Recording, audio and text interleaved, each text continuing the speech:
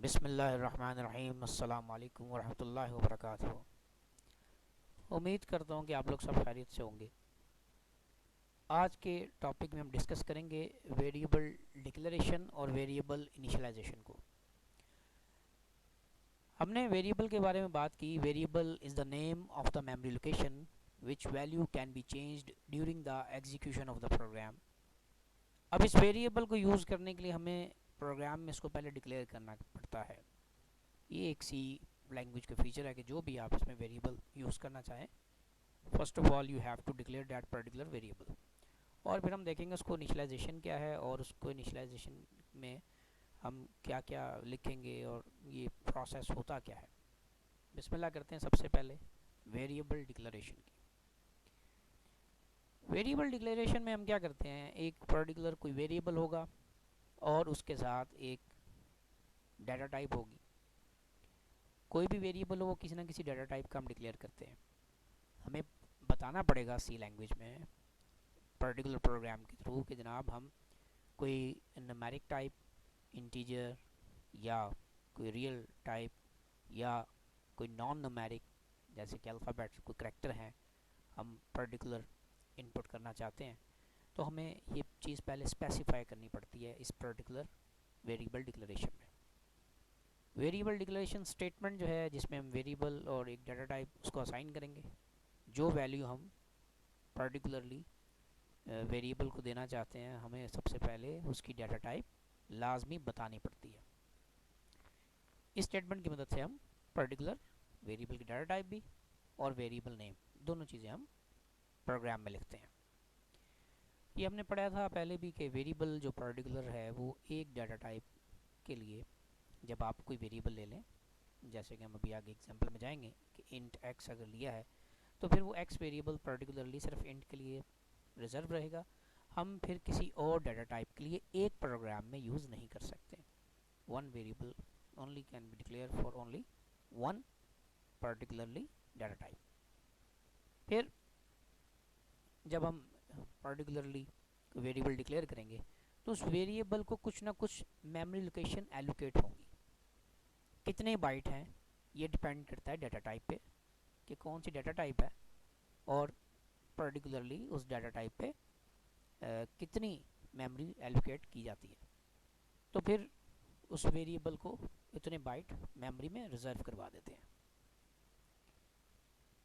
पहले हम इसका सिंटैक्स देखते हैं। जैसे कि सिंटैक्स लिखा कि आपने एक डाटा टाइप लिखनी है, उसके बाद स्पेस देंगे और फिर बाद में आप वेरिएबल नेम लेंगे और उसके बाद फिर आप स्टेटमेंट टर्मिनेटर सेमीकोलन के थ्रू उसको स्टेटमेंट को एंड कर देंगे। मैंने यहाँ पे 3 वेरिएबल एग्जांपल के तौर पे लिए हुए हैं। मतलब let's suppose int space x. अब इंट मेमोरी में 2 बाइट लेता है, इसीलिए एक्स के नाम से 2 बाइट जो है मेमोरी में रिजर्व हो जाएंगे। फ्लोट वाई, वाई जो है that takes 4 byte into the memory. Float ये पर्टिकुलरली मेमोरी में 4 बाइट लेगी, तो जो वाई है उसके लिए मेमोरी में 4 बाइट रिजर्व हो जाएंगे। इसी तरह मैंने करैक्टर टाइप का वेरिएबल लिया है चैर सी एच। अब सी एच जो है वो 1 बाइट एलोकेट करेगा मेमोरी में, क्योंकि character data type takes only 1 byte into the computer memory. तो यहाँ पे ये 3 डिफरेंट वेरिएबल मैंने डिफरेंट डाटा टाइप के साथ डिक्लेयर किए हैं। इनका काम क्या है, ये पर्टिकुलरली एक तो वेरिएबल डिक्लेरेशन स्टेटमेंट है जिसमें हमने एक डाटा टाइप लिखनी है, फिर हम स्पेस देंगे, स्पेस के बाद हम पर्टिकुलर वेरिएबल का नाम लिखेंगे और उसके बाद स्टेटमेंट टर्मिनेटर। ये 3 काम आपने इसमें करने होते हैं। इंट 2 बाइट लेगा, फ्लोट 4 बाइट और करैक्टर 1 बाइट। बाकी हम हमारा नेक्स्ट टॉपिक जो आ रहा है वो डाटा टाइप्स पे आ रहा है, वहाँ हम डिटेल से देखेंगे कि डाटा टाइप्स ये क्या होती हैं, इनके क्या मामला है। हमने ऑलरेडी पहले पढ़ा भी हुआ है, कई मरतबा पढ़ा है, लेकिन हम इसको दोबारा एक दफ़ा रिव्यू करेंगे। अब जो पर्टिकुलरली ये जो वेरिएबल आपके सामने डिक्लेयर हुए हैं ये स्पेसिफिकली इतनी इतनी बाइट्स मेमोरी में रिजर्व करेंगे, ठीक है। और जो वेरिएबल नेम होते हैं ये आपकी मर्ज़ी होती है, आप जो मर्ज़ी नाम रखें। कोशिश करते हैं कि जिस तरह की प्रॉब्लम है उससे रेलिवेंट कोई नाम रखें, कि आप कोई टोटल लेना चाह रहे हैं या एवरेज निकालना चाह रहे हैं या सम लेना चाह रहे हैं, तो फिर हम पर्टिकुलरली उसी नाम से ही वेरिएबल नॉर्मली डिक्लेयर करते हैं। ये था वेरिएबल डिक्लेरेशन। क्या होता है इसमें, डाटा टाइप लिखेंगे, ब्लैंक स्पेस, और उसके बाद फिर एक वेरिएबल और फिर एक सेमीकोलन। तो ये हमारे पास पर्टिकुलरली एक वेरिएबल डिक्लेयर हो जाएगा। और मुख्तलिफ डाटा टाइप्स मुख्तलिफ पर्टिकुलरली बाइट्स मेमोरी में एलोकेट करती हैं। तो वो क्या है वो हम नेक्स्ट लेक्चर में डिस्कस करेंगे जो डाटा टाइप्स पे आ रहा है। अभी हमने सिर्फ ये देखा कि वेरिएबल को आपने डिक्लेयर कैसे करना है। इसी तरह से हमारे पास जो वेरिएबल इनिशियलाइजेशन है, ये वेरिएबल इनिशियलाइजेशन में क्या होता है, हमने वेरिएबल को कोई ना कोई वैल्यू जो है वो particularly at the time of the declaration हम असाइन कर देते हैं। इसके कई मामलात हैं जो हम अक्सर क्लास में डिस्कस करते रहे हैं। लेट्स सपोज आपने एक वेरिएबल डिक्लेयर किया इंट एक्स के नाम से। अभी जो इंट एक्स है ये मेमोरी में जो बाइट अवेलेबल होंगे वहाँ से 2 बाइट जो है रिजर्व कर लेगा और एक्स उस पर्टिकुलर लोकेशन का नाम होगा। अब कंप्यूटर मेमोरी जो रैम है उसमें ऑलरेडी कोई ना कोई वैल्यू लाजमी होती है, क्योंकि ज़ाहिर बात है कंप्यूटर मेमोरी है, चार्ज होती है, वॉलेटाइल मेमोरी है, इसमें 0-1 के कम्बिनेशन कुछ ना कुछ होते हैं।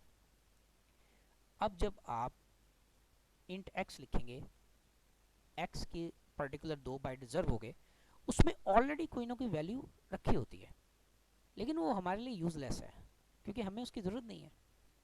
ये खुद ब पहले से पड़ी होती है, ये कुछ भी वैल्यू हो सकती है, हम उसको गार्बेज वैल्यू कहते हैं। That is useless for the programmer, क्योंकि हमने अपने मुताबिक इनपुट करनी है और उसी के मुताबिक हमें आउटपुट चाहिए।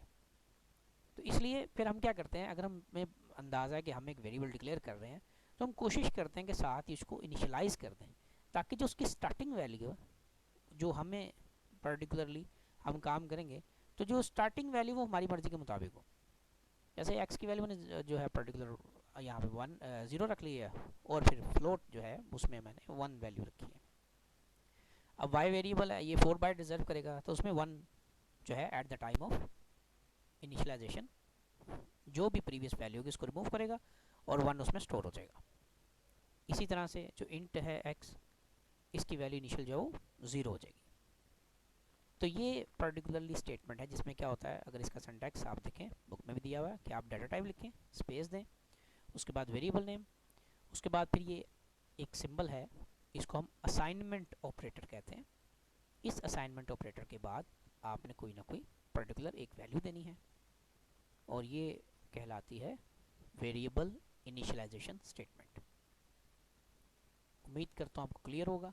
याद रखिएगा कि जो आप वेरिएबल डिक्लेयर करें उसको कुछ ना कुछ इनिशियल वैल्यू आप असाइन कर दें ताकि वो प्रीवियस जो भी उसमें वैल्यू पड़ी वो रिमूव हो जाए, क्योंकि वो यूज़लेस होती है। जैसे ही आप वेरिएबल को डिक्लेयर करते हैं मेमोरी एलोकेट होती है, उस मेमोरी में ऑलरेडी कोई ना कोई वैल्यू स्टोर ही होती है and that is useless for the programmer, और उन वैल्यू को हम कहते हैं गार्बेज वैल्यू। तो जब हम कोई वेरिएबल डिक्लेयर करें तो अगर आप उसको इनिशियलाइज करना चाहते हैं तो the first value that is assigned to that particular variable that is called variable initialization. ठीक है, अपना ख्याल रखिएगा, इसको अच्छी तरह तैयार करें। सिंपल सा टॉपिक है, हम डाटा टाइप्स को नेक्स्ट पढ़ेंगे। मिलते हैं इंशाल्लाह नेक्स्ट लेक्चर में। अल्लाह हाफिज़, फ़ी अमान अल्लाह।